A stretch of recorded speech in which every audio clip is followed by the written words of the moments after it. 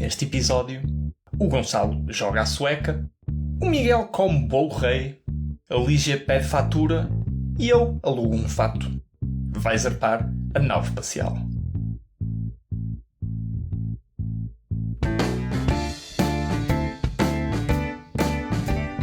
Bem-vindos a bordo, marinheiros da nau espacial. Eu sou o almirante de hoje, o Tiago, e a tripulação comigo hoje é... Sou o imediato Gonçalo. Eu sou a Lígia. E eu limpo latrinas, Miguel. O Miguel fica sempre em último quando eu faço essas apresentações e fica sempre com o pior cargo. Já quando eu era o capitão do voo, ele era o assistente de bordo, ou o que é. A hospedeira de bordo. Muito bem, fizemos uma pequena pausa para o Natal, mas estamos de volta. O que não fez pausa para o Natal, no entanto, foi a atualidade espacial. Há muitas notícias fresquinhas, acabadinhas de colher da árvore que dá sempre frutos, que é o espaço, e nós hoje vamos falar aqui das três que gostamos mais, e começamos com o Gonçalo e com Artemis. Sim. Vamos falar de mitologia? Estamos a falar, na verdade, da Liga da Justiça, como nós apelidamos há vários meses, já noutra temporada, provavelmente. Esta coligação de países para a exploração da Lua, encabeçada pelos Estados Unidos, assinada por muitas nações cujos interesses estão alinhados com esta perspectiva ocidental de exploração da Lua, vários países europeus, Arábia Saudita, entre outros, que se opõem, por exemplo, à coligação da China e da Rússia, encabeçada pela China e da Rússia, que têm outros atores dessa esfera de influência. E, finalmente, algo que nós já ansiávamos há muito tempo, e se calhar nem percebemos muito bem porque é que ainda não tinha acontecido, foi que Portugal, dia 11 de janeiro, aderiu aos Acordos de Artemis. Portanto, aplauso, festividade. Não sei porque é que demorou tanto tempo, devo dizer. Pergunto-me até se Portugal uma vez pensou alinhar com a China e com a Rússia, não é? Porque nós temos uma relação próxima, comercial, económica com a China. Portanto, se calhar podíamos, num universo paralelo, íamos para lá para a base dos russos.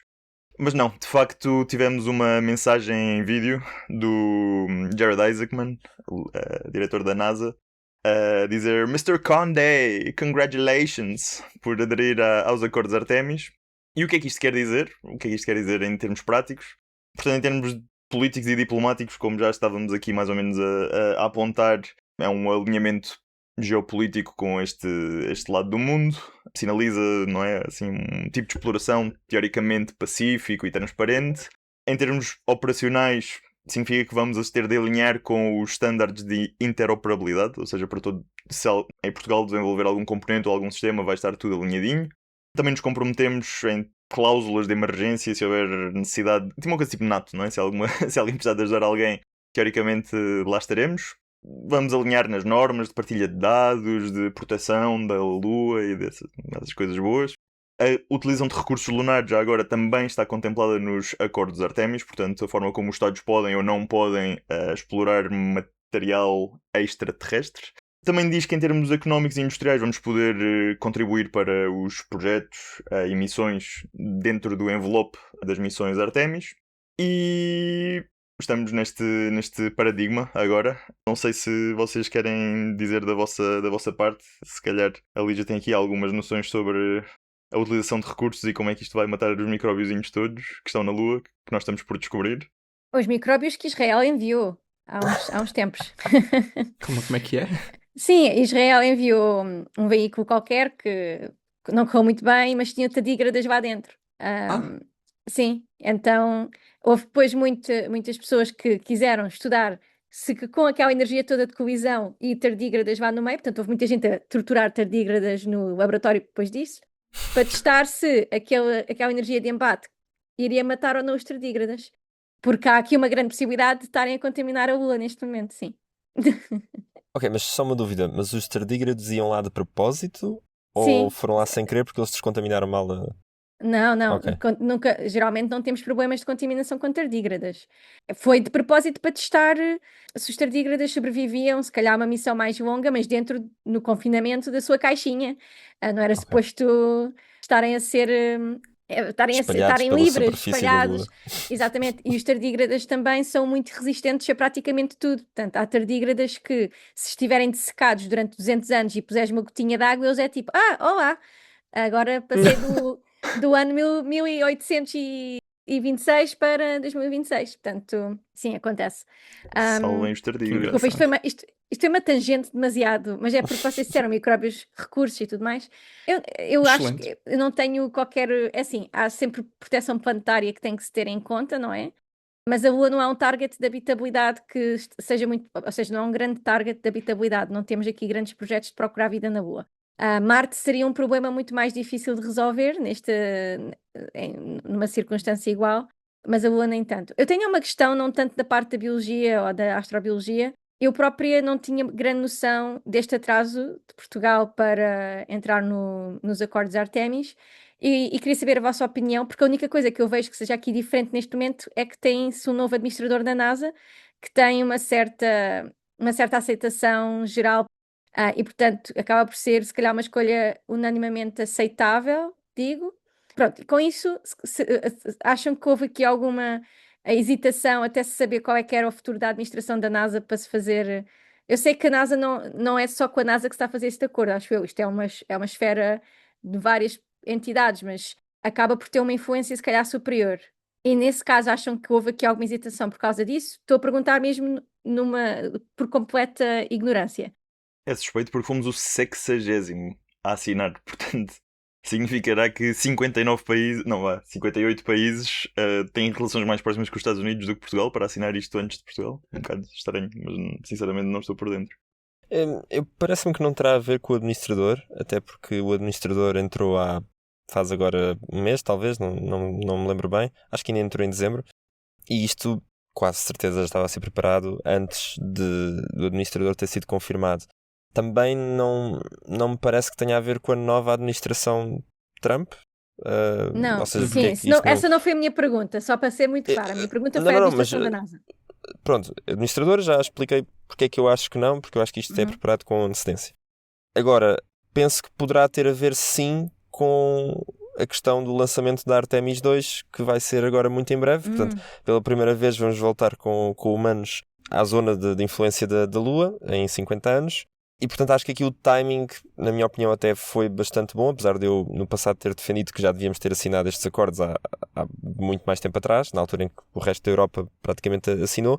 Mas eu percebo que Portugal tenha tido aqui uma postura, se calhar, um pouco mais, vamos dizer, cautelosa, de ver o que é que isto ia dar e de não termos vantagem nenhuma em alinharmos nem num sentido nem noutro, porque não íamos ser consequentes nesse alinhamento.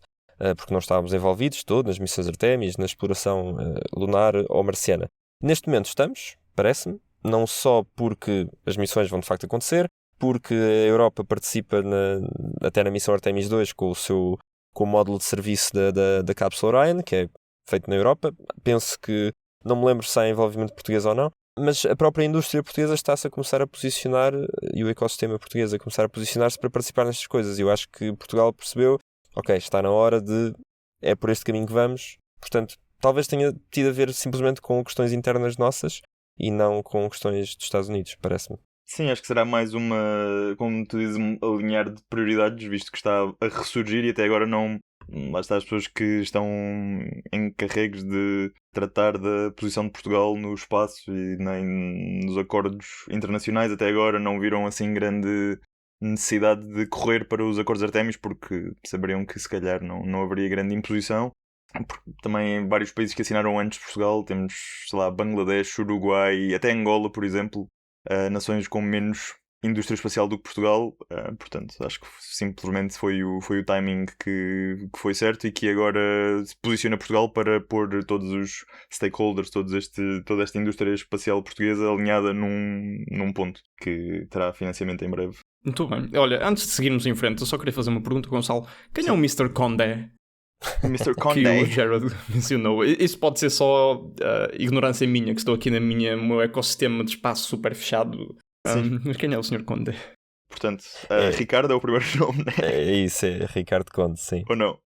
É o presidente da Agência Espacial Ricardo Portuguesa. Conde, presidente da Agência Espacial Portuguesa. Ok, só para a minha informação e dos ouvintes, muito bem. Eu queria só garantir que o primeiro nome era Ricardo. Sim, e ainda antes de passar, os meus colegas aqui do pod sugeriram que eu fizesse alguma publicidade a algo que publicitei no LinkedIn ontem e tudo, que é o facto de a minha equipa aqui na PwC juntamente com uma equipa também que trata de assuntos espaciais na PwC Japão, ter publicado recentemente um relatório sobre o mercado lunar. É uma segunda edição de um trabalho que já tínhamos feito há uns anos.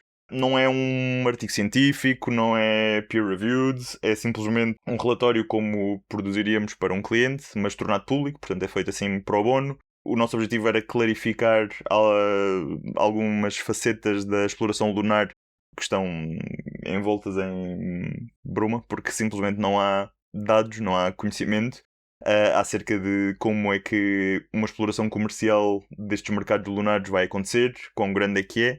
Podemos mais ou menos postular, comparar, fazer hipóteses, olhar para o que é que já está feito e o que é que poderá ser feito.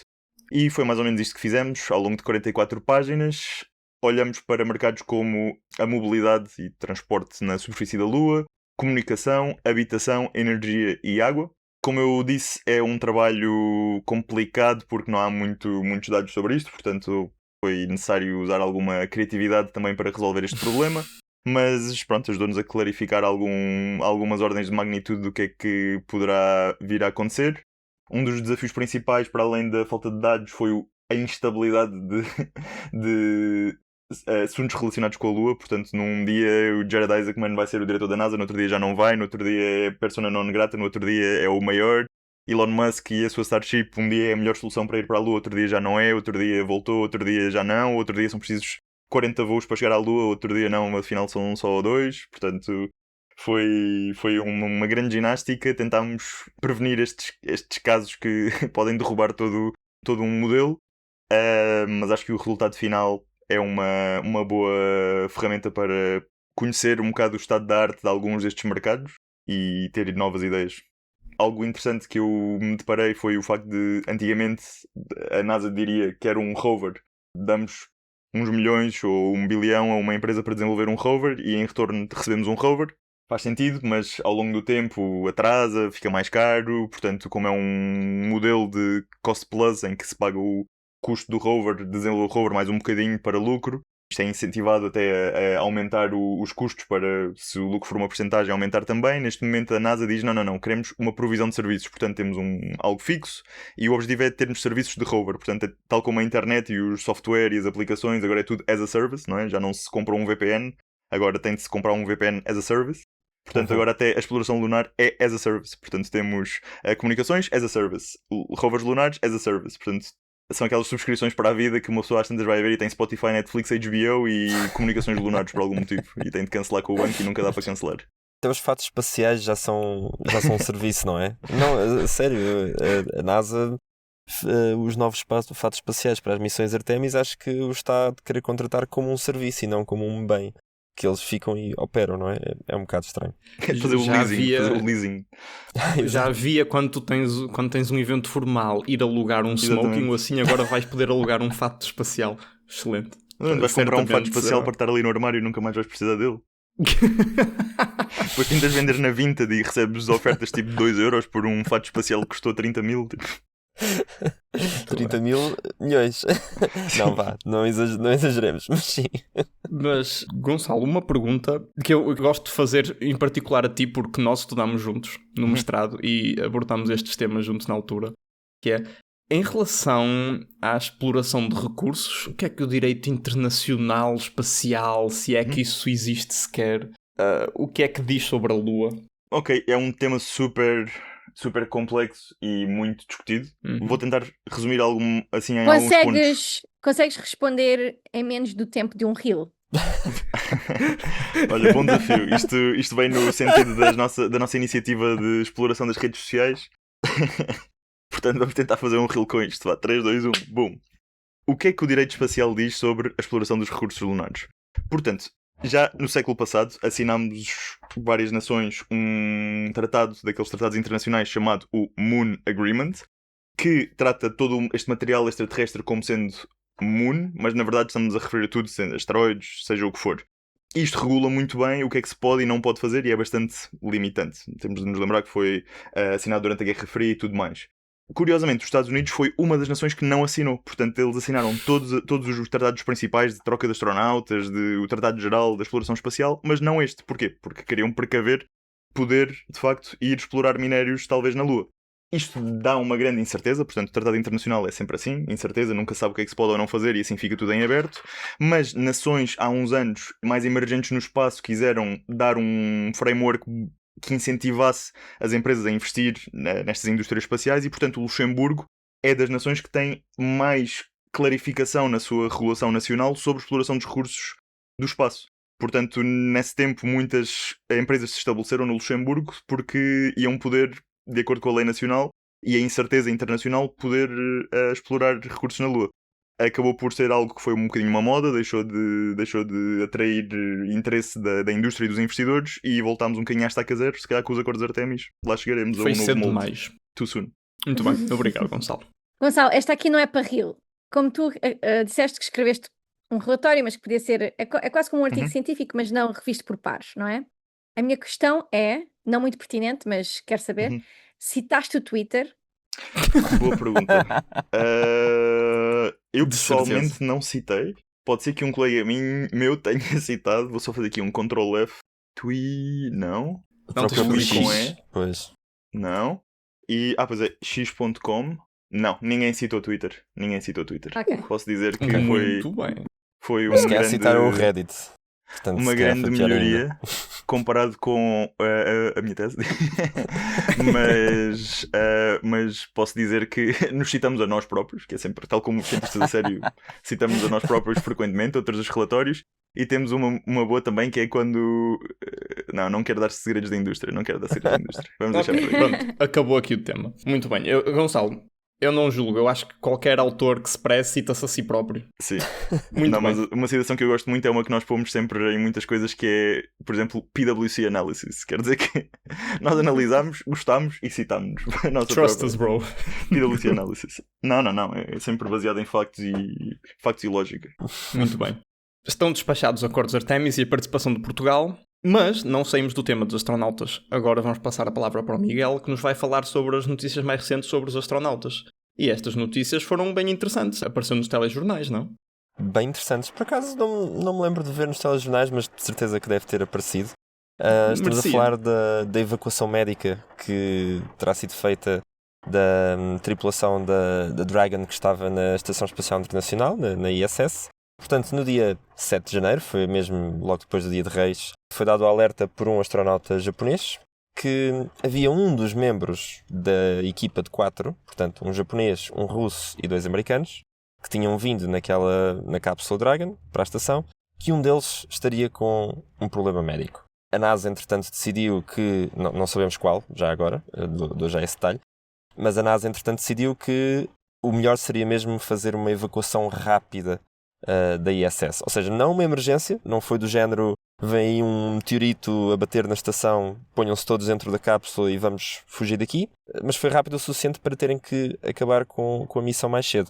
Porque a missão, que começou em agosto, penso eu, portanto, no dia 1 de agosto eles foram lançados para o espaço e foram para a ISS, e era suposto terminar por volta de 20 de fevereiro. Portanto, eles estão a um mês de fazer os 6 meses nominais da duração da missão.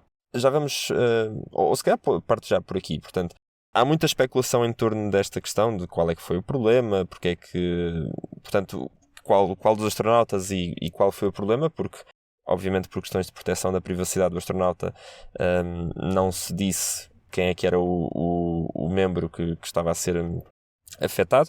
Sabemos que foi o astronauta japonês a dar o alerta ao controle de missão, e sabemos que no momento em que foi dado o alerta estavam a fazer uma preparação para fazer um spacewalk, uma atividade extraveicular.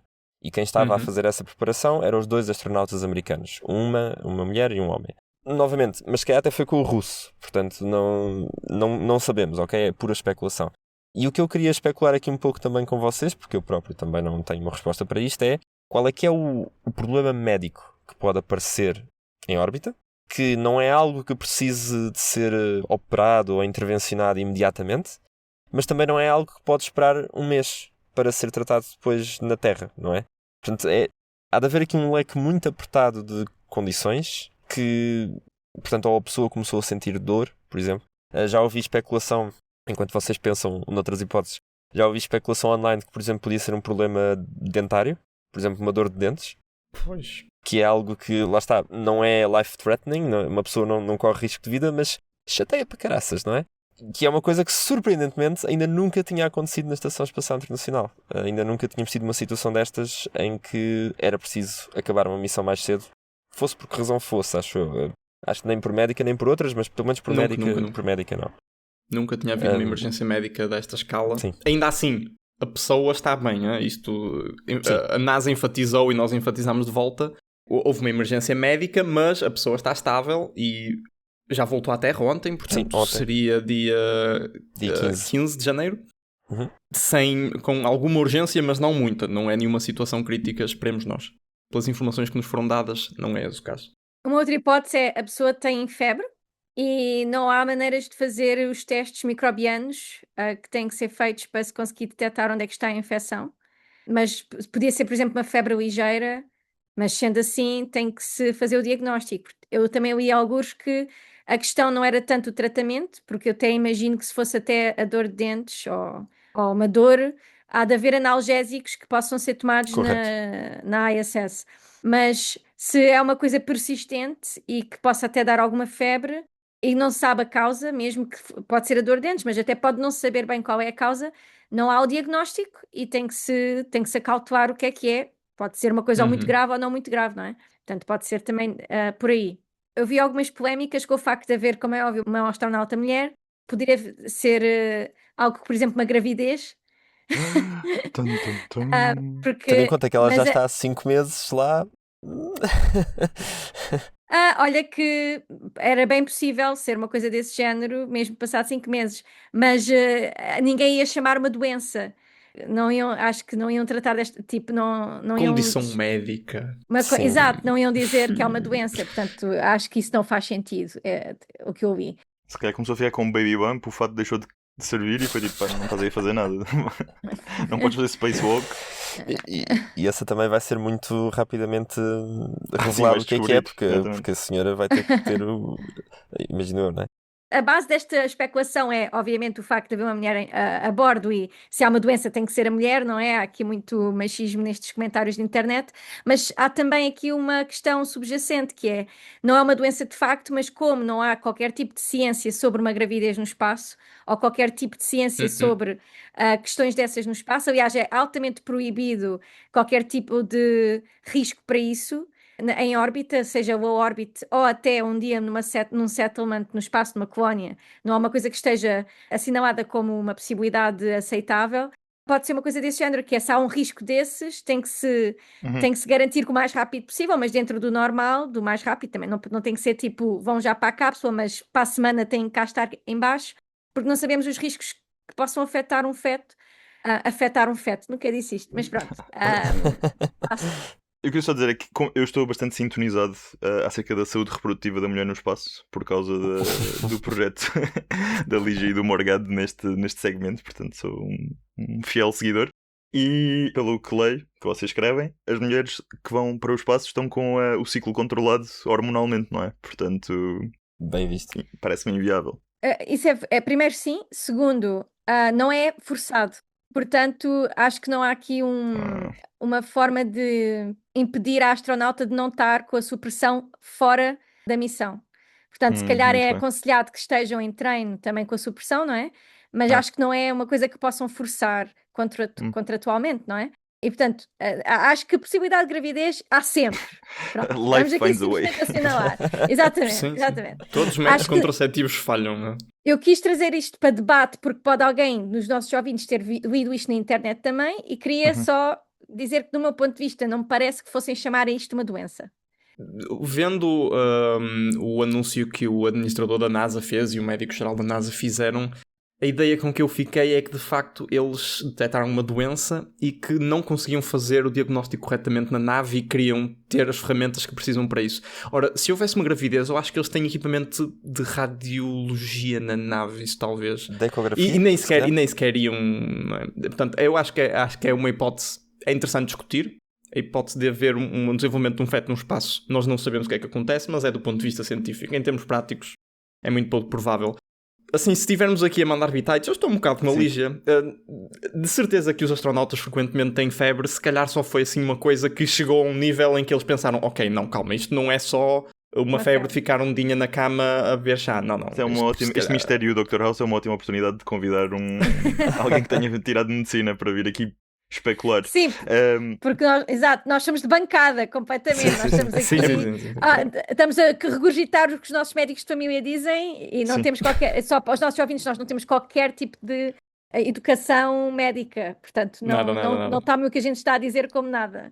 Um contexto interessante para isto, que se calhar falta também para quem está a ouvir, é que os astronautas são completamente dissecados, figurativamente, na sua vida fora do espaço e no espaço também. Portanto, parte do motivo pelo qual a seleção de astronautas é tão exigente é também de saúde, para não ser aquelas pessoas como eu que todos os invernos ficam doentes 3 vezes e é uma festa.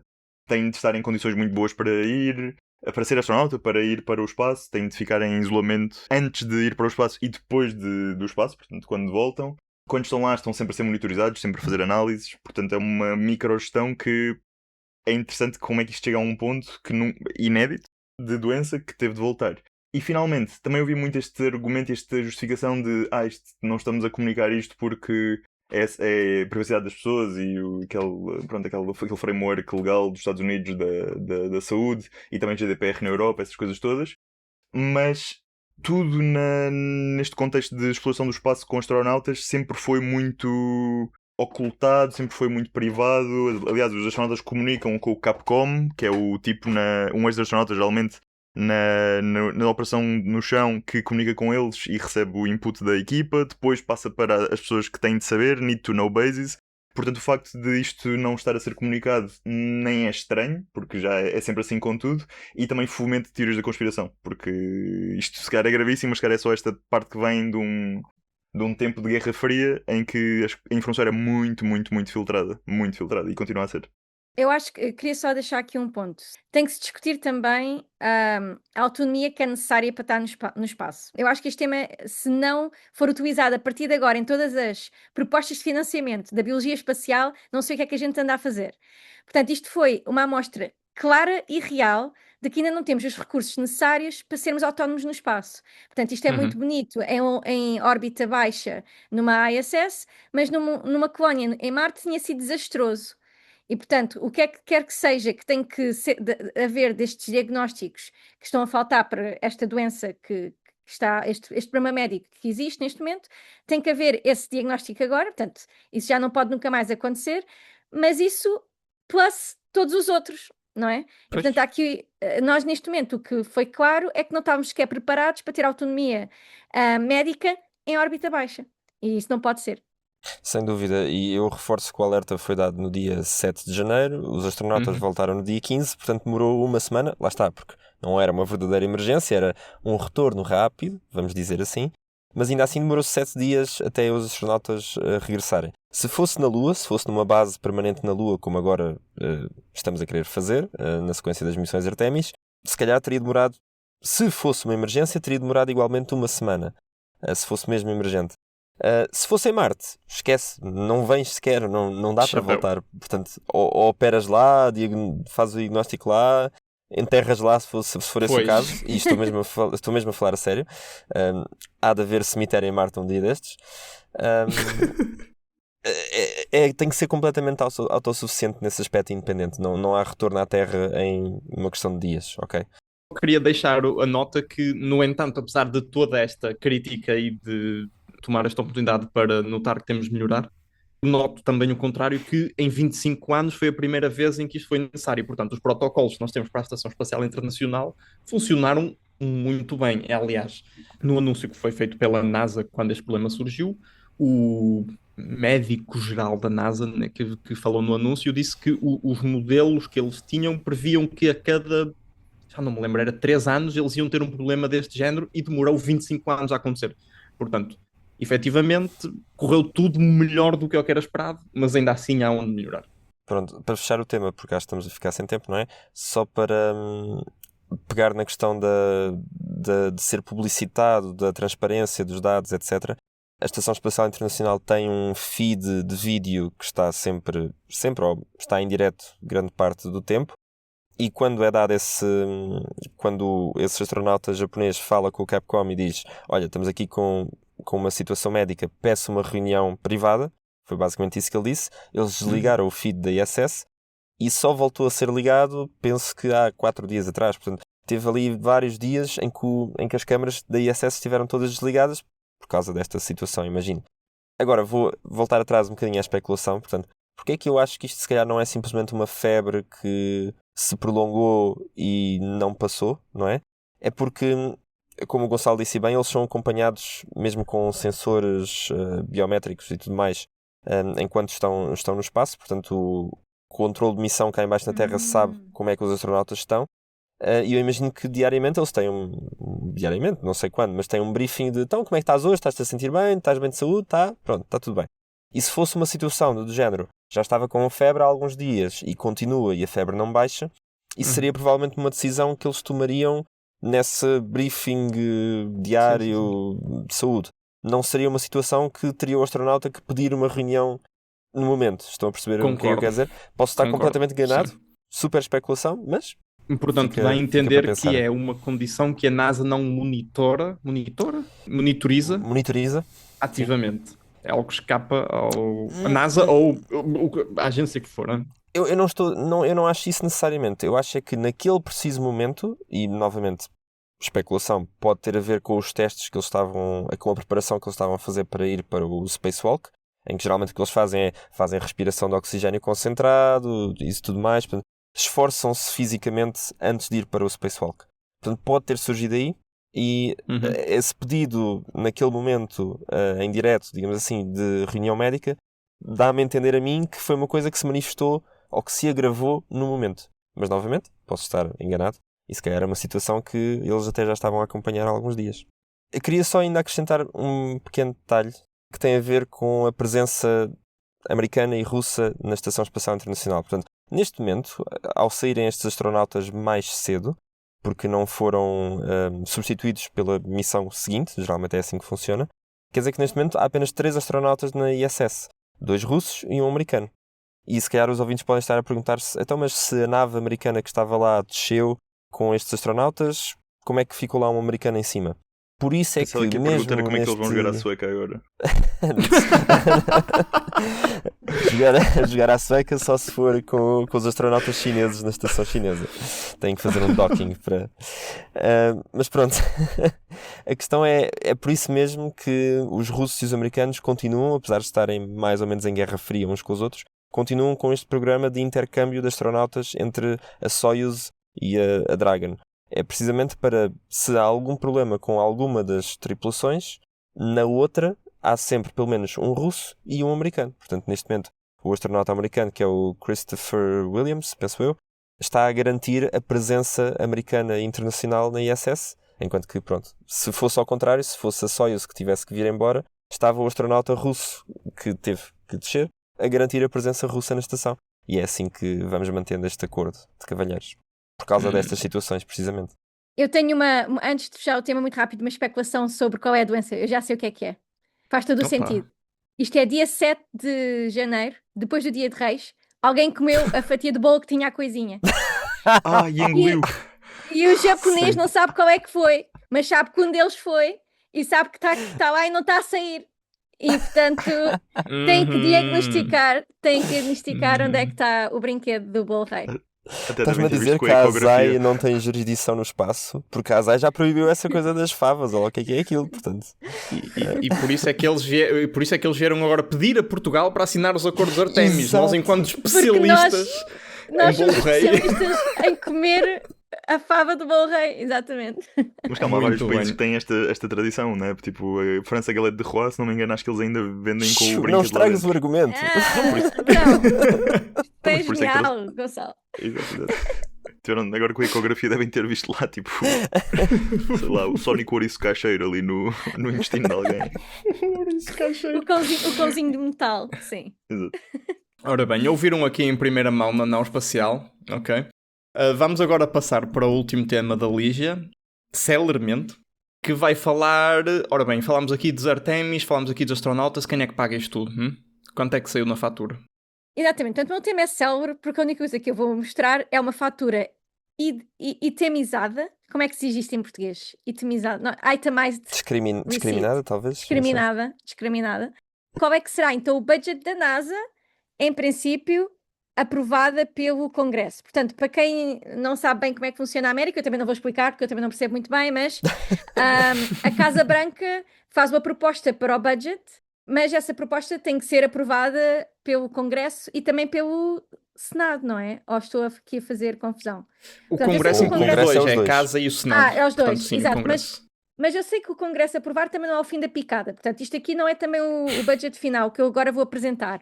Mas o que é que aconteceu? A Casa Branca propôs um corte completamente asfixiante à NASA, em que se cancelava as missões todas a Vênus, em que se cancelava a missão de Mars Return Mission, portanto a missão de retorno das amostras de Marte, cancelava-se Mars Express, Mars Odyssey, a Juno, New Horizons, o HWO, que é o tal telescópio que vai conseguir ir um bocadinho mais além do que o James Webb está a fazer, não estava cancelado, mas só lhes deram 3 milhões, que para nós na ciência isso gasta-se com 3 ou 4 pós-docs e não dá para mais nada.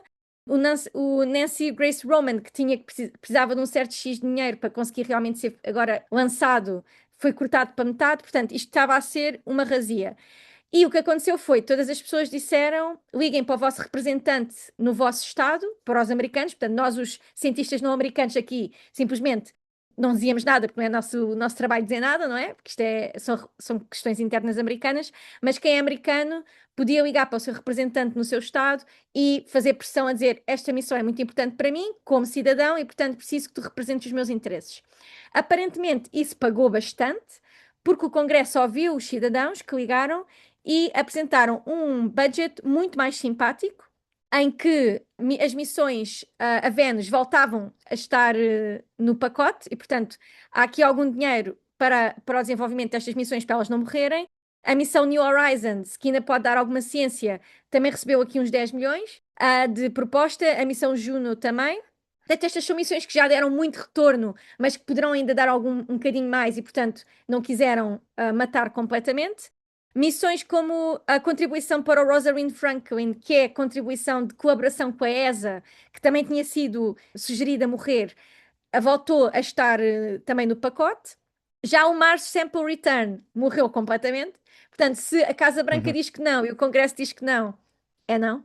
Portanto, isto aqui não tem salvação neste momento, já não está sequer ligado à máquina, alguém tirou a ficha. Missões como o Hubble vão ter um bocadinho mais de dinheiro do que tinha sido sugerido. Missões como o James Webb também, há aqui uma decisão de dar, acho que quase 60% mais, portanto, muito bom. Missões como o Nancy Grace, que têm que ser finalizadas para poderem ser lançadas muito brevemente, também foi sugerido dar o dobro. E o Habitable Worlds Observatory, que é para onde eu direciono muito a minha ciência, e portanto aqui um bocado decisor da carreira da vossa colega, passou de 3 milhões para 150 milhões. Ai, caralho! Vais ter dinheiro para pagar os secretários. Bem, esse dinheiro não vem para mim, não é? Mas se a missão continua a ser relevante, a minha ciência continua a ser relevante, é um bocado nesse sentido. E pode ser que calhe outra vez pagarem-me para ir a uma conferência e dar uma palestra, como já fizeram. Portanto, aqui está. Mas isto é muito importante ver esta diferença. Foi um dia até muito cheio no Slack, no momento em que soubemos isto, toda a gente, os emojis todos que haviam no Slack, nós usámos todos, tirando aqueles de chorar, foram os únicos que a gente não utilizou. É porque não são Gen Z, senão. Não, o Gen Z é usar todos os emojis que não fazem sentido nenhum. Isto é a única maneira de eu conseguir estar naqueles chats com os Gen Zs de Cornell. Eu mando emojis à calhas e é isso que eles gostam. Não percebo nada, a sério. Tipo, mandas uma sanita e um X e pronto, fez sentido, não sei. Mas anyway, isto foi uma tangente um bocado estúpida, mas pronto, continuando. Isto significa muito boas notícias para a ciência se realmente se verificar, porque ainda não está, o Congresso ter feito esta mudança, pelo que eu entendo, que não é muito, deste sistema político dos orçamentos aqui da NASA, eu tento não pensar muito no assunto para não ficar com muita ansiedade, mas aparentemente também não é o fim da picada ainda, portanto ainda há aqui um espaço para modificar coisas também, mas é muito bom sinal. E as coisas já começam a mudar nesse sentido, já estão a começar a ir nesse sentido. Portanto, no momento em que o Habitable Worlds Observatory passou a ter esta indicação de 150 milhões, todos os artigos que estavam parados, que já estavam escritos, saíram todos no Archive, que é o sítio em que nós publicamos os nossos artigos de astronomia. Ou seja, eu tinha participado em vários artigos científicos que estavam parados, porque eles não queriam estar a lançar os artigos antes de saber se a missão realmente ia ter esse orçamento. Ok. E de repente, se forem agora verificar os novos artigos científicos, há imensos do Habitable Worlds Observatory, porque realmente tomaram a decisão de it's go time, isto vai ser relevante, vamos publicar. O que foi um bocado chato para mim, porque foi depois das applications para trabalhos, mas pronto, já não conseguiram entrar no meu CV a tempo, mas fiquei satisfeita na mesma de os poder agora ter nas publicações. Isto para dizer o quê? Mesmo que esta decisão do Congresso não seja final, realmente já está a influenciar e as pessoas estão com o otimismo que é praticamente final e já estão a avançar na direção disto ser a realidade. E portanto, isto são os movimentos dos bastidores que eu estou a ver. Duas coisas que eu tenho a dizer. A primeira é, este orçamento que agora finalmente foi aprovado é para o ano que já está a decorrer. Portanto, eles estão super atrasadíssimos com... Sim. Eles estavam tipo em continuing resolutions, não é? Portanto, estavam em duodécimos, como se fosse. Sim. Depois tu falaste aí na Mars Sample Return, que de facto está morta e enterrada dentro do caixão. Porém, pelo que eu estou a ler aqui na Space News, eles colocaram lá um amuleto no caixão que se chama Preservar o trabalho em tecnologias-chave relacionadas com a Mars Sample Return, e são 110 milhões de euros, num programa que se chama Mars Future Missions. Portanto, isto é do género, eles, pronto, matámos a Mars Sample Return, mas já há aqui tecnologias que vão ser importantes no futuro se um dia quisermos fazer uma espécie de uma Mars Sample Return Phoenix. Portanto, vamos lá pôr aqui 100 milhões nisto só para continuar a desenvolver essas tecnologias. Foi o que eu li na Space News. Eu acho que o problema da Mars Return Mission é que eles querem forçar que isto sejam astronautas a trazer as amostras e não um robô. E então eu não sei até que ponto esse dinheiro não é para financiar trabalho de tentar melhorar a vida dos astronautas, fatos e coisas relacionadas com botas em Marte. Espera aí, mas eu não percebo o sentido disso, porque se tens astronautas na superfície, para que é que tu precisas das amostras que o Perseverance recolheu? É só porque são uns anos mais antigas? O Perseverance tem material e deve ter feito algum trabalho sobre as amostras que os astronautas podem não poder fazer, não é? Claro, sim, não. Os astronautas não substituem tirar as amostras, mas substituem trazer as amostras, talvez, ou analisar as amostras, não sei. Mas como é que os astronautas não substituem tirar as amostras se tens um astronauta lá on the ground que pode, tipo, até com uma pá, recolher... Estou a falar a sério. Recolher, fazer escavar e recolher. Não estou a dizer que vão recolher aquelas amostras específicas, não. Mas há de ser na mesma zona, não é? E pronto, a diferença é novamente a data. Portanto, estas amostras foram recolhidas em 2024. Quando os astronautas lá chegarem em 2050, pode haver diferenças nas amostras. Portanto, a não ser que seja pela questão do tempo, eu não percebo o sentido. Eu diria que os astronautas devem muito bem tirar também amostras, mas eu acho que essas amostras que foram tiradas de uma maneira muito mais limpa e controlada devem também ser analisadas e até deve ser interessante verificar a diferença entre a amostra realmente, a nova amostra do astronauta com a amostra tirada pelo Perseverance. Mas acho que esses caixos não devem ser não utilizados de todo. Mas eu acho que é nesse sentido que estão se calhar a tentar forçar que a ciência seja feita e portanto questiono-me até que ponto esses 100 milhões não vão ser mais usados para isso. Porque não sei. Eu fiquei com uma questão, Lígia, que é, olhaste para os dados antes e depois do orçamento, conseguiste reparar assim qual é a missão que passa mais do 0 para os 80, ou dos 8 para os 80? Terá sido esse teu observatório que passa, era que é 10 milhões para 100 ou 1 para 100? O observatório foi dos choques maiores, mas as missões a Vênus também passaram não foi de 8 para 80, mas foi de 0 para 20%, o que entre estar cancelado e ainda estar a viver, eu acho que é muito positivo. Depois, a mesma coisa com o Rosalind Franklin também. Portanto, eu não vi aqui muitas situações de 8 para 80, tirando se calhar até mesmo o Habitable Worlds Observatory. O Nancy Roman também foi 50% mais, o que é bastante significativo. Houve realmente, houve na divisão de heliofísica, que eu nunca liguei, mas agora estou aqui a ver. E há missões que estavam, portanto, há uma que é o Geospace Dynamics Constellation, estava completamente canceladíssima e passou a ter 100 milhões. E, portanto, isto é bastante bom. Pronto, temos a fatura da Lígia passada, muito bem. Esperemos que o orçamento agora siga esta linha, não é? Para nós, mais investimento no espaço é sempre melhor, mas nós, se calhar, temos algum viés. Mas pronto, vamos terminar por aqui este episódio da Nau Espacial. Caros ouvintes, se ainda estão a ouvir aqui até ao fim, muito obrigado. por ficarem connosco.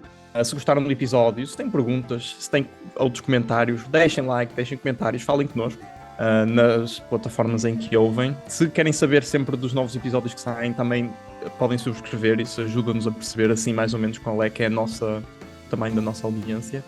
E como sempre, o nosso e-mail naoespacialpod@gmail.com, também podem utilizar para falar connosco. E a música que estão agora a ouvir aqui na outro é do Josh Fulgor. E bom ano, bem-vindos a 2026 connosco. Esperamos que estejam aqui para a próxima. Tchau. Adeus. Adeus. Tchau. Go Artemis.